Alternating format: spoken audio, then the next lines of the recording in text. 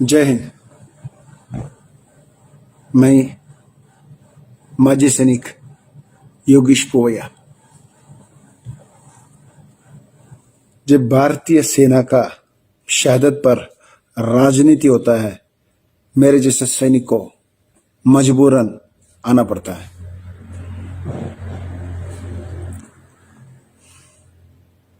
Zakir Hussain, Congress councillor, आपने क्या बोला? हिंदुस्तान फौज को धज्जियां उड़ा दिया चाइना वालों ने। और क्या बोला तूने? भारत के महिलाओं को और माननीय प्रधानमंत्री को जो गलत शब्द इस्तेमाल किया, वो भी मुझे नहीं, पूरे हिंदुस्तान को हजम नहीं होंगी। तो शर्म करो। तेरे जैसा इंसान को एक दिन, सिर्फ एक दिन, जहां लड़े ना, एक दिन वहां पे 6 घंटा खड़ा करने से काफी है। हिंदुस्तान फौज क्या चीज है, अपना आप तेरे को पता चल जाना था। अरे तेरा परिवार में तेरा बाप, तेरा बेटा कोई फौज में नहीं होंगे, तभी तो आप ऐसा शब्द इस्तेमाल करते हो।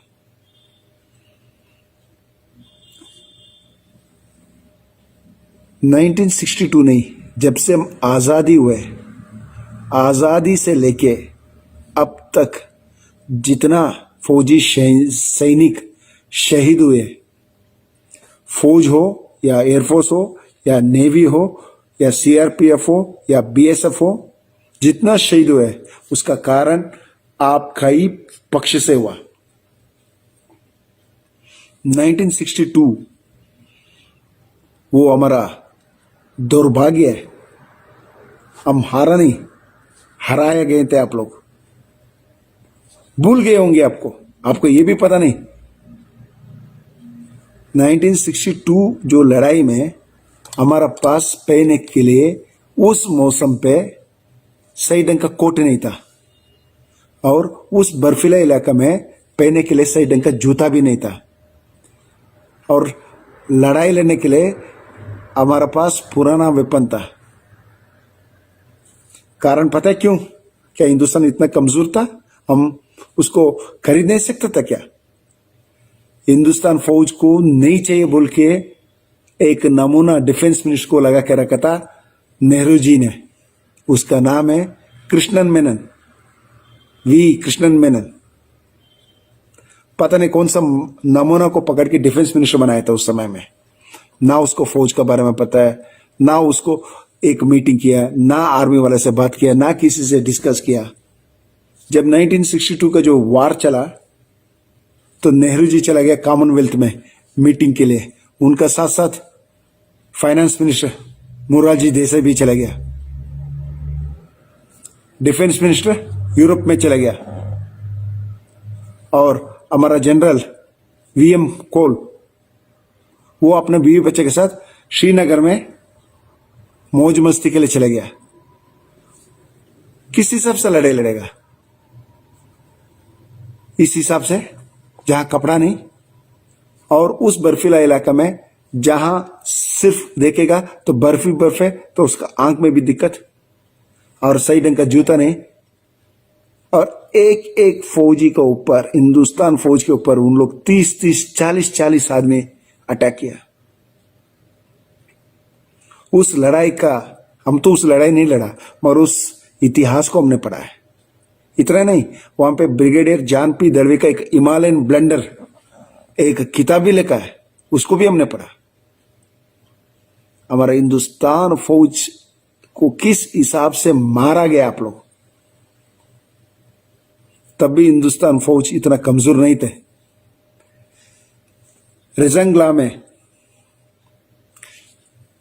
13 कुमान के मेजर शैतान सिंह परमवीर चक्र, वो नाम बोलने से ना बदन में जोश आ जाता है। परमवीर चक्र, आपको क्या पता है परमवीर चक्र क्या चीज है? पीवीसी। उनका नेतृत्व में चार्ली कंपनी ने 120 बंदे ने मिलकर 1400 चाइनीज को मजबूरन वहां से भगाना पड़ा। उस हिसाब से अटैक किया वहां पे 120 आदमी ने जब काउंटर अटैक किया उनको ऊपर। और आप पूछ रहे हो, सबूत मांग रहे हो हमसे। 20 शहीद हो गए, उनका कहां है? चाइना वालों का शर्म नहीं आता? हर चीज में प्रूफ। फौजी बोलने से नहीं चलता है, सैटेलाइट से ही चाहिए आपको।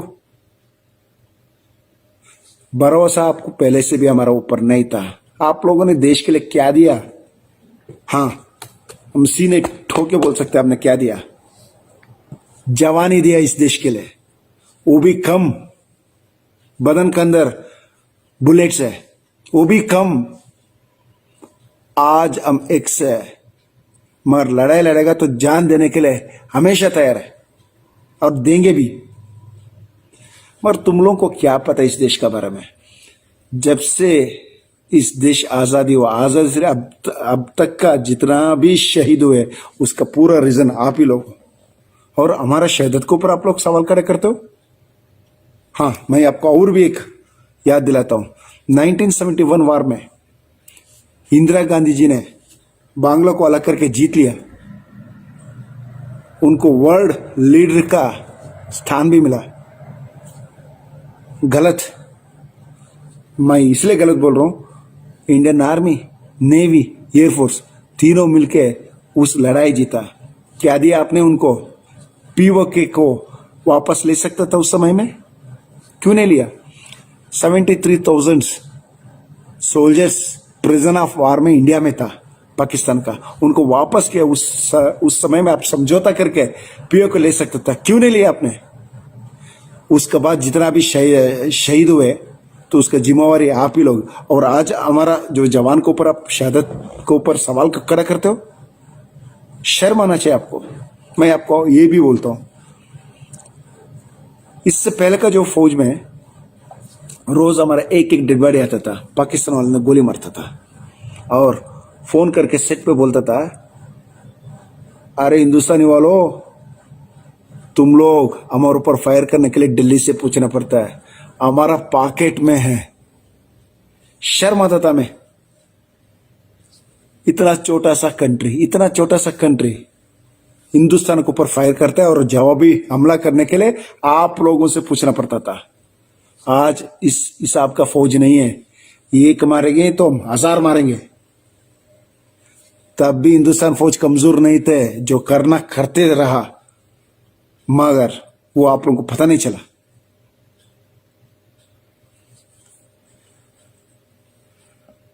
हिंदुस्तान जवान का शहादत पर सवाल हमेशा खड़ा करते हो आप लोग।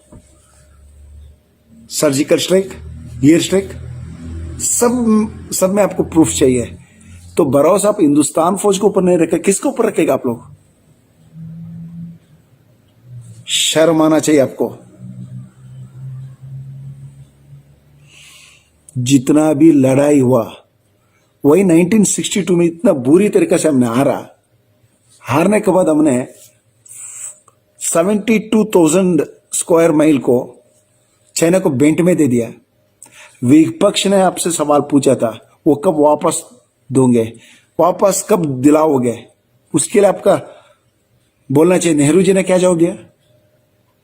अरे उस जगह पे कोई घास नहीं आता है, उसको क्या करेंगे हम रखे? वहां पे हमारा मानस सरोवर चला गया, जो अपना देश का मानस सरोवर देखने के लिए हमने चाइना का वीसा लेना है? वहां पे अपोजिशन में त्यागी साहब था, अपोजिशन में उन्होंने एक सवाल पूछा था आपको, जो नेहरू जी से। क्या बोला आपने? वो बंजर जमीन, वहां पे घास नहीं आता है। तो तेरा सिर में भी तो बाल नहीं है, तो उस सिर में बाल नहीं आएगा, तेरा सिर देना चाइना को। तो उस प्रकार भी एक अच्छा मिनिस्टर थे। शहादत के ऊपर हमेशा आपने कभी इंडियन आर्मी के लिए जो अच्छा भलाई कुछ नहीं किया। और ओपी भी आपने नहीं दिया, आपसे नहीं दे सका। लास्ट आखिर में 2014 का करीब आपने 500 करोड़ दिए थे ओपी में। उसके बाद जो आने वाला सरकार को देना पड़ा। मैं किसी से आज भी मैं बोल रहा हूं, मैं राजनीति नहीं कर रहा हूं, ना मैं बीजेपी सपोर्ट हूं ना मैं कांग्रेस का, मगर गलत जो कांग्रेस किया मैं कांग्रेस का नाम बोल रहा हूं। आइंदा से शहादत पर सवाल उठना छोड़िए। हमारा जो फौजी आदमी है अपना काम कर रहा है, वो सही ढंग से करता है, उसको क्या करना है उनको पता है। आपका काम क्या करना है, राजनीति करना कर लो, मगर बीच में फौजियों को लेके नहीं आना। जय हिंद।